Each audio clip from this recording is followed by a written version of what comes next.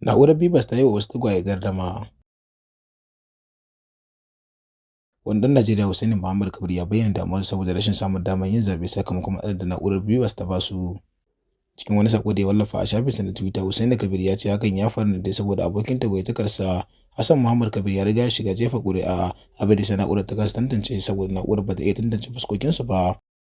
Ya kuma ce ma'aikatan zaɓen sun yi iya ƙoƙarin da za su yi domin tantance shi da ‘yan yatsa, amma hakan ya ci tura. A cewarsa ya shafe sa'a 4 ma'aikatan zaɓen na ƙoƙarin tantance shi, amma hakan ya faskara. Su ma wasu 'yan biyu, Hassana Usman da kuma Husaina Usman, sun bayyana cewa su ma sun fuskanci irin wannan ƙalubalen. A sakamakon da Husaina Usman ta wallafa a shafinta na Twitter, ta ce tasu matsalar ta fi muni kasancewa ba ma su iya samun katin zaɓensu ba saboda kamarin da suke da juna. Abin al'ajabin da ya ja hankalin mutane da dama a shafukan sada zumunta. An kunna fitilu domin ci gaba da zaɓe a wasu sassan Najeriya. Har yanzu masu zaɓe na ci gaba da kada ƙuri'a a rumfar zaɓe mai lamba 108 a unguwar Lugbe da ke Abuja, babban birnin Najeriya. Masu kada ƙuri'an na amfani da fitilu domin haskawa a lokacin gudanar da zaɓen.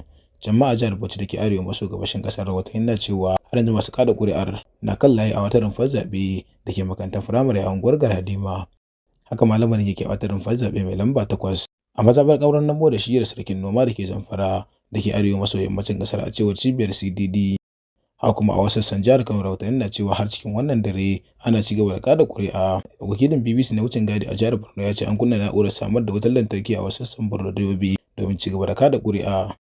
Wannan dai baya rasa nasaba da matsalar rashin isar ma'aikata na zaɓen a kan lokaci. Kuma a ɗazu shugaban hukumar INEC ya ce duk mutumin da ya hau kan layi kafin ƙarfe 2:30 na rana to doka ta ba da damar a bar shi ya kada ƙuri'ansa komai dare.